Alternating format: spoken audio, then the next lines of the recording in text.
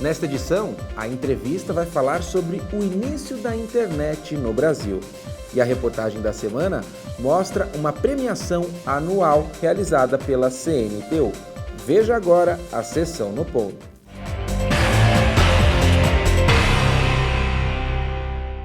É um prazer dar as boas-vindas aos amigos que acompanham o Jornal do Engenheiro na TV. Nós estaremos novamente nesse ano de 2016 discutindo as questões da sociedade, as questões da engenharia brasileira, defendendo o engenheiro, defendendo a ciência e tecnologia e abordando temas que aqui nós possamos estar discutindo claramente, de forma que nós podemos propor, nós podemos sugerir, nós podemos criticar, mas basicamente participar efetivamente das questões da sociedade brasileira. Acho que a engenharia nossa, através do nosso Jornal do Engenheiro, através de você que participa conosco, que mantém ligação conosco, que dá opinião, que faz com que esse jornal tenha mais participação, mais audiência, é importante que nós façamos este 2016, um ano que nos parece muito difícil, um ano que se apresenta com uma economia, com um processo político bastante complicado.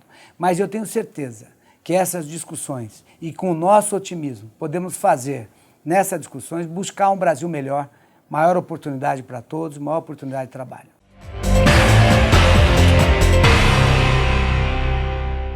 Seja muito bem-vindo, prezadíssimo telespectador, a mais uma entrevista do Jornal do Engenheiro.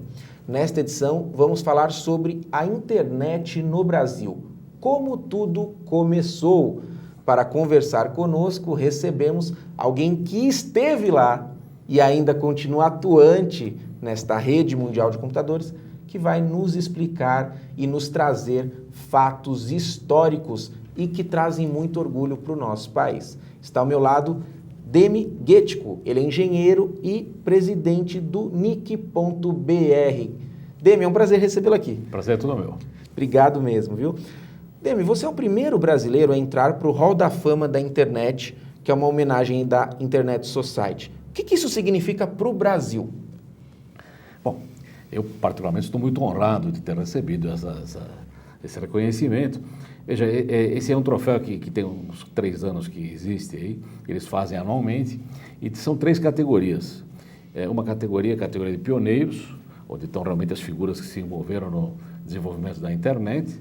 Tem uma categoria de empreendedores, que são os que criaram novas ferramentas e novas tecnologias, e tem uma categoria chamada de conectores, que são os que conectaram trechos do mundo à internet. Eu estou na categoria de conectores, e evidentemente isso me deixa envaidecido. A gente, evidentemente, uma grande equipe trabalhou nisso, a equipe acadêmica do começo dos tempos aí, para conectar primeiro a comunidade acadêmica brasileira à internet, depois se espalhou pelos demais setores da sociedade. O que é verdade é que a internet no Brasil começou bem junto com o que acontecia lá fora no exterior. Nós não perdemos, digamos, a onda inicial, e o Brasil é considerado bastante participativo e bastante avançado nessa área da internet. Só para dar uma ilustração, nós temos uma lei, que é o Marco Civil da Internet, que é considerada das mais avançadas em termos de proteger a rede, proteger o internauta e proteger o ecossistema que a internet é. Perfeito. E Demi, então como tudo começou? Como é que você se envolveu no início da internet no nosso país? Bom, eu sou engenheiro eletricista, fiz isso na Escola Politécnica, modalidade de telecomunicações, mas eu sempre me envolvi mais com computação. Então, desde 72 eu era estagiário inicialmente, depois analista, depois coordenador do Centro de Computação da USP. E naquela época a gente já tinha uma preocupação de ligar terminais remotos a computadores centrais. Na época havia linhas telefônicas, quer dizer, já tinha algum envolvimento com redes, mas não do tipo da internet.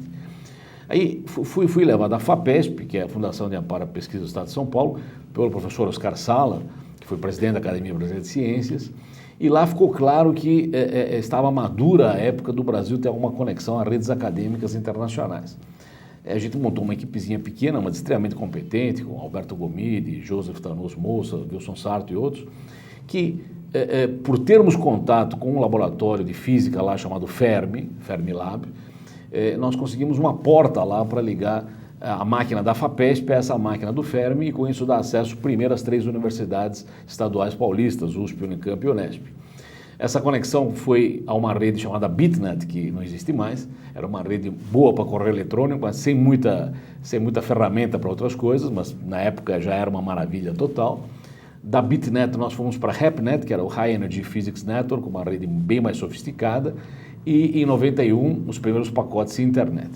Em paralelo com isso, outras conexões brasileiras também eram feitas no Rio, no LNCC, há uma conexão também à BitNet, na mesma época que a da FAPESP, e isso foi evoluindo, mas então foi um gradual conectar da comunidade acadêmica brasileira aos seus colegas do exterior, até para o pessoal não perder contato das pesquisas que estavam em andamento e tudo mais, e isso depois se espalhou de uma forma florescente pela comunidade toda e, digamos, surpreendente para os que estavam envolvidos. Demi, você falou que o Brasil estava aí a par e passo com o mundo.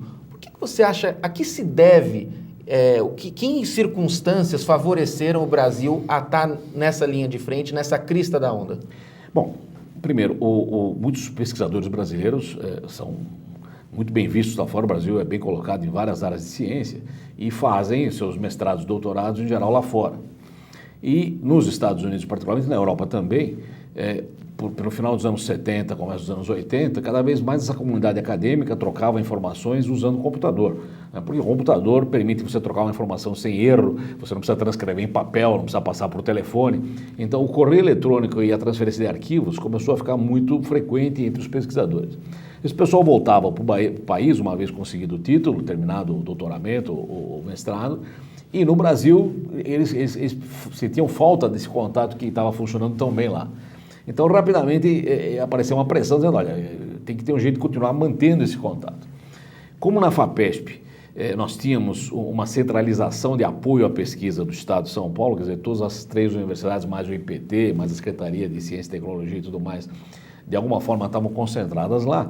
E como tivemos a liderança do professor Oscar Sala, que resolveu que valia a pena investir nisso, nós praticamente tivemos um empuxo para tentar ir nessa direção. Tínhamos a porta aberta no Fermi, que era um laboratório de física de excelente qualidade, eles foram muito gentis em nos receber lá, conseguimos via Embratel na época e via SEI montar uma linha internacional, que era uma coisa complicada, na época a Lei Geral de Telecomunicações era bastante, antes da Lei Geral de Telecomunicações, as telecomunicações via SEI, via Capri antes, tinham várias restrições de conexões internacionais, ninguém sabia bem para que servia isso, por que você vai ligar uma linha daqui até ali, que dados vão passar aí, tinha o problema dos dados transfronteira, será que vazarão dados brasileiros para o exterior, vão roubar nossa informação, o que é, o que não é.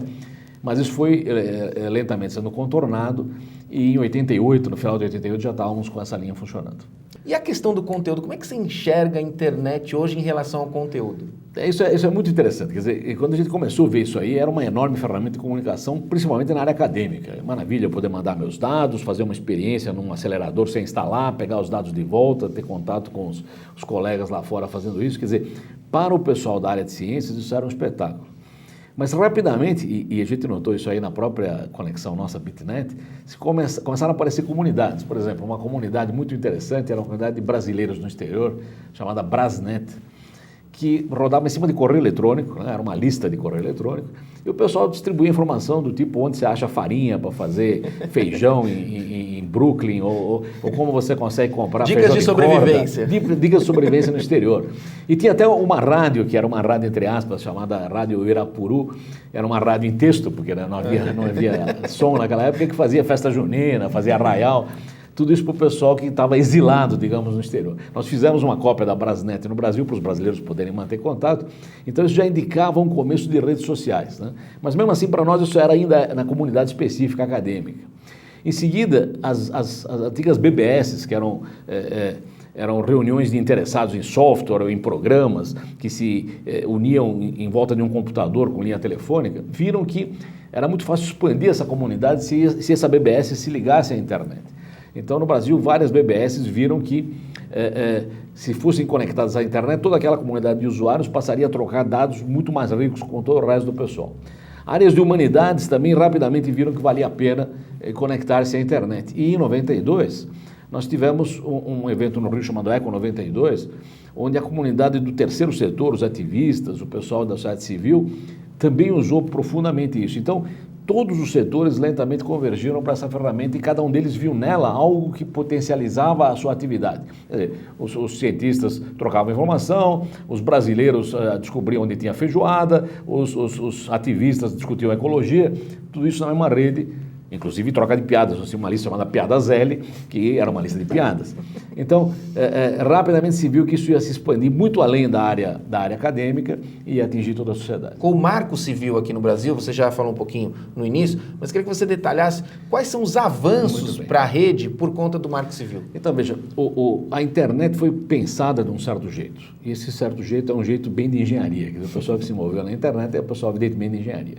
Então, por exemplo, os protocolos da internet, eles são agnósticos em relação ao conteúdo. Eu não quero saber se aquilo é um pedaço de piada, ou se é uma informação crítica para um tratamento de saúde, ou se é uma informação crítica política. O que é um pacote eu transporto. Da mesma forma que o correio transporta cartas, sem entrar no mérito se a carta leva uma mentira, uma verdade, uma informação boa ou ruim.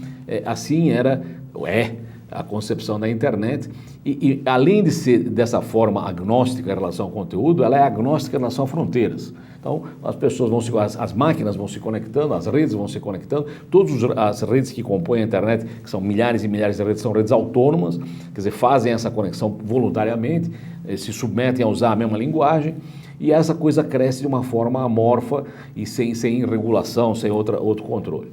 Então, o que você tem que impedir que aconteça de errado, na minha opinião, nesse ecossistema? Em primeiro lugar, que se introduzam ações que impeçam que isso cresça adequadamente. Por exemplo, eu não gosto de determinado conteúdo, então eu vou tentar filtrar esse conteúdo, porque eu estou invadindo a área que eu não devia olhar, eu devia ser cego para isso.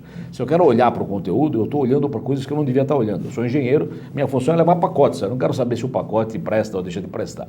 Então, é importante que você preserve essa neutralidade do conteúdo na internet. Você não pode impedir que uma determinada máquina seja acessível ou não, porque você não gosta dela. Da mesma forma que o correio não deixa de entregar a carta num lugar onde a rua não tem calçamento, ou porque ele acha que a vizinhança é assim um assado. Quer dizer, você não pode restringir o acesso por destino e por origem. Então, você não pode restringir por conteúdo, não pode restringir por origem e destino, isso chama neutralidade. Então, é importante que essa neutralidade original da internet seja protegida. Então, um ponto no Marco Civil. Outro ponto no Marco Civil. É evidente que você, sendo transportador de pacotes, você tem uma coceira, né, para saber o que passa lá e que tipo de uso os seus usuários fazem. Então, existe uma pressão para que você avance esse sinal e comece a bisbilhotar, digamos, o comportamento do usuário. Então, o Marco Civil diz, olha, vamos tentar, então, evitar entrar nessa intimidade, vamos tentar proteger a privacidade do usuário. Então, se você é um transportador de pacotes, você não precisa perguntar por que você mandou isso, que lugar você vai ou não vai. Da mesma forma que quando eu entro num táxi para vir para cá, o taxista não pergunta se vai comprar alguma coisa, se vai comer feijoada ou você quer tomar uma caipirinha. Isso é um assunto meu com o restaurante, não é meu com o táxi. Então, isso o Marco Civil também, de alguma forma, limita. E a terceira coisa que é mais do ponto de vista de empreendedorismo, é que nós chegamos numa situação em que às vezes você considera que, porque é mais fácil chegar no intermediário, porque às vezes o intermediário é muito rico, você culpa o intermediário pelo que acontece. Então, vou dar um exemplo. Quando teve uma artista chamada Cicarelli, que foi filmada na praia, em atitudes adequadas ou não, local público, não vem ao caso, mas o fato é que isso era um vídeo que estava num lugar qualquer, que tinha lá um buzilhão de vídeos, e houve uma decisão dizendo, não, como esse vídeo acaba sempre reaparecendo, porque algum usuário põe lá, tirem do ar o serviço de vídeos. Bom, ao tirar do ar o serviço de vídeos, campanhas contra a dengue que estavam sendo feitas no Rio Grande do Sul, usuários que usavam aquilo para fins educacionais, quer dizer, você matou uma ferramenta por algum tempo porque tinha alguém usando mal. É que nem dizer, olha, o pessoal está esfaqueando alguém, as facas não devem mais ser usadas, ou a fabricante de facas tem que se responsabilizar pelos danos, como a fabricante de veículos tem que ser responsabilizado pelos atropelamentos, ou o Detran tem que ser responsabilizado pelos atropelamentos. Então, o que o Marco Civil diz é o seguinte, o intermediário normalmente não é responsável pelas atitudes que acontecem na rede. O responsável é o usuário final, quer dizer, quem fez o vídeo, se aquele vídeo terrível, deve ser responsabilizado quem divulgou o vídeo. Não a ferramenta em si. Não é culpa do bar se a conversa no bar é uma conversa desagradável. Não é o dono do bar que vai ser responsabilizado se alguém numa mesa falou uma mentira para o outro ou ofendeu a mãe de alguém. Então esse é esse terceiro pilar. Então esses três pilares, que é a adequada responsabilização dos atores da internet, a proteção até um certo ponto da privacidade. Agora tem uma lei de dados pessoais que vai melhorar isso aí. E a proteção na neutralidade da rede são os pilares do Marco Civil. No próximo bloco nós vamos falar sobre a infraestrutura para a nossa internet ser mais acessível e menos lenta, né, pessoal? A gente volta daqui a pouquinho.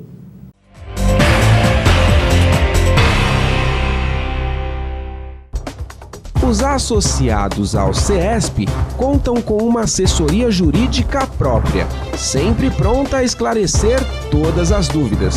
O atendimento é feito de segunda a sexta-feira, das 10 às 18. Entre em contato e saiba mais.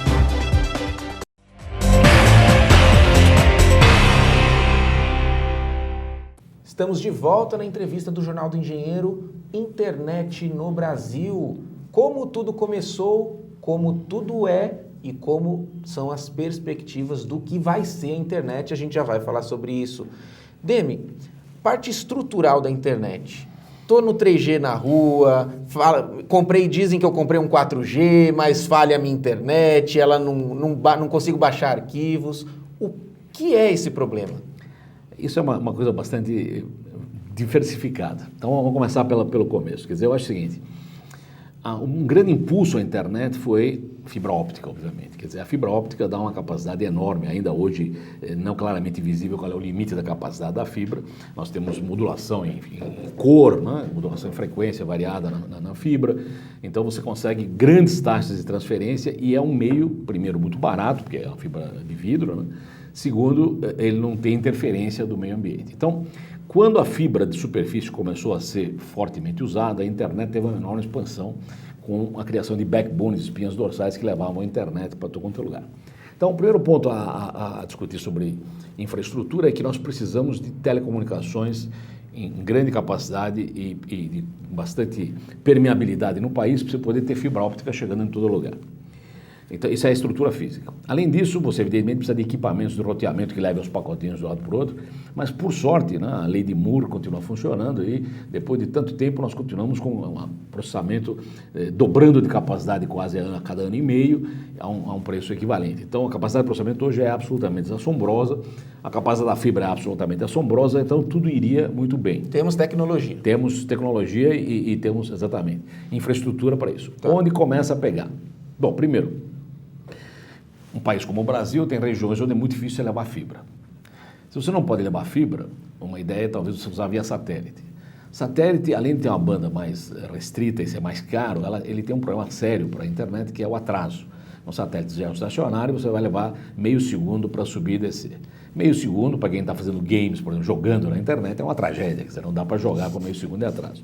Da mesma forma que até na telefonia tradicional, quando você pegava dois lances de satélite, a conversa ficava ruim, porque o alô demorava para ter o alô de resposta e deixava o sujeito meio tenso.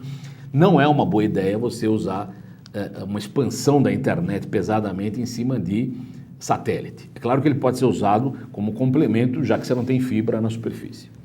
O outro ponto que é um pouco diferente é o seguinte: quando a gente fala em telefonia, quando a gente fala em internet via telefone celular, você tem uma mudança de paradigma complexo. Por que complexo?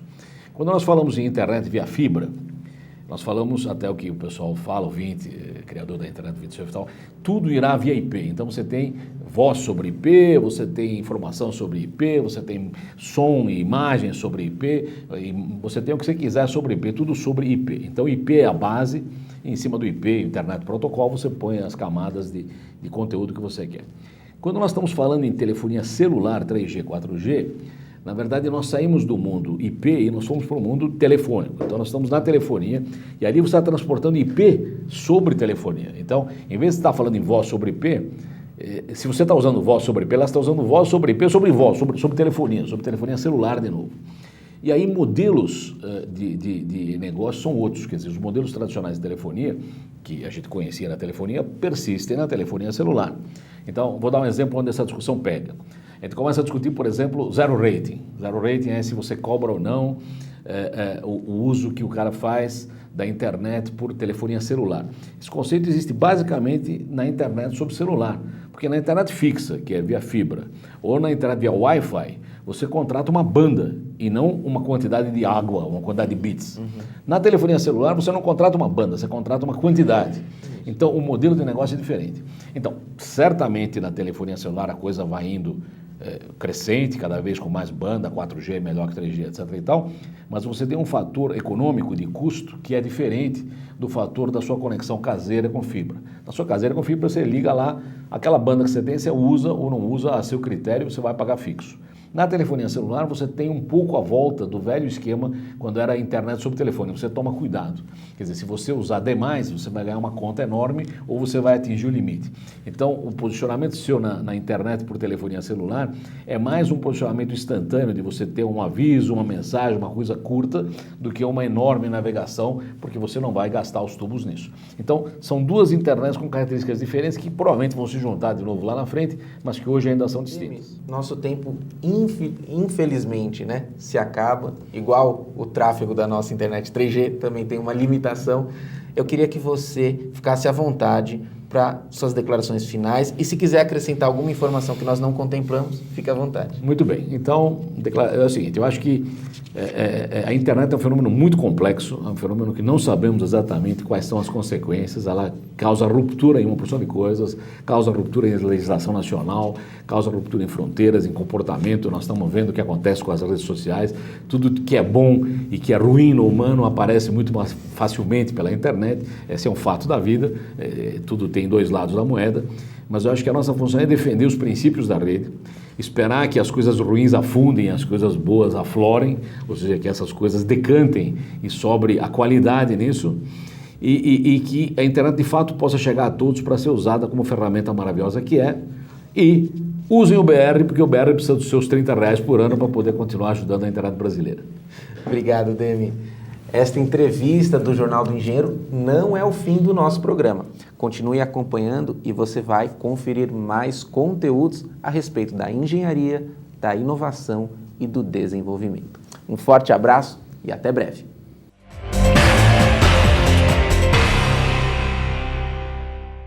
O terceiro encontro nacional da CNTU, que ocorreu no final de 2015, debateu diversos assuntos referentes ao desenvolvimento. Um dos temas tratados logo de início foi o direito à educação continuada dos profissionais universitários. Nós estamos discutindo a educação como uma forma principal para que nós tenhamos um Brasil mais justo, um Brasil melhor, um Brasil mais culto. Então, essa questão da educação continuada. Eu acho que a educação permanente tem a possibilidade de fazer com que os trabalhadores do SUS venham novamente a refletir sobre sua prática e, mais do que isso, ir ao encontro dos anseios da população, das necessidades, e não num trabalho que gere somente produtividade na saúde. Então a gente já tem o hábito de se atualizar em congressos, em eventos, mas se a gente puder organizar a educação continuada de uma forma mais profissional, a gente sempre ganha muito. O debate remeteu à campanha da CNTU chamada Brasil Inteligente, que, dentre diversas propostas, defende um sistema nacional de educação continuada dos profissionais universitários, que busca criar uma legislação que incentive e facilite a educação permanente. É algo que nós precisamos nos preocupar enquanto categoria, garantir e fomentar, condições para que os nossos profissionais tenham oportunidades e estejam estimulados a fazer a sua aprendizagem permanente, o aprender a aprender permanentemente. À medida que a tecnologia, a ciência evolui de uma forma muito grande, principalmente missionada pela tecnologia da informação, a educação continuada passa a ser, então, um elemento que faz com que essas pessoas rapidamente consigam se atualizar. Esse eu acho que é o papel fundamental da educação continuada. O aprimoramento de todos os trabalhadores é decisivo ao crescimento da produtividade e também ao desenvolvimento sustentável. Teve uma expansão muito grande do número de cursos superiores no Brasil. Essa expansão fez com que tivéssemos uma divergência muito grande na formação. Então, nem sempre são formados profissionais capacitados para atuarem nas diversas áreas. E a educação continuada é que vai levar a esta melhor formação. O Brasil se urbanizou. Quase 90% dos brasileiros vivem nas cidades. Então é nas cidades que nós temos que trazer a natureza, os passarinhos, a biodiversidade, as águas limpas, os rios limpos, os córregos, que estão em nossas cidades, para tornar a vida com mais saúde. No terceiro Encontro Nacional da CNTU, ocorreu também a 8ª plenária do Conselho Consultivo da entidade. Na ocasião, mais conselheiros tomaram posse e vão ajudar a pensarmos um Brasil melhor. Eu diria que o sonho de todos os brasileiros é chegar a 2022 com o nosso projeto de desenvolvimento global atualizado. E para isso nós precisamos vencer características centrais do subdesenvolvimento, que são estagnação, marginalidade e desnacionalização. Nós temos que racionalizar o sistema financeiro, nós temos taxas de juros que são absolutamente indecentes, né? 400% no rotativo do cartão, 230% no cheque especial, os crediários trabalhando com 100%, 120%, isso aqui é absolutamente inviável. Investir na saúde do povo brasileiro, garantir que o Estado mantenha estruturas, ações e serviços que garantam que a população brasileira possa viver mais e melhor, é um grande desafio de todas as organizações que têm algum compromisso com o trabalhador, algum compromisso com o povo brasileiro. A minha ideia para o Brasil é uma e uma só: democracia, democracia, mais democracia. Ao final, ocorreu a entrega do Prêmio Personalidade da CNTU, que prestigiou 6 trabalhadores indicados pelas categorias profissionais que compõem a CNTU. Uma 7ª indicação foi feita pela direção da entidade e contemplou um profissional reconhecido na categoria Excelência em Gestão. A sociedade precisa retomar a confiança no serviço público, retomar a confiança no administrador público. E esse prêmio é uma forma de fazer um processo de seleção daquelas formas que precisam e estão sendo reconhecidas pela sociedade. Você pode acompanhar a reportagem completa do Prêmio Personalidade Profissional na TV CNTU, acessando o portal da entidade na internet.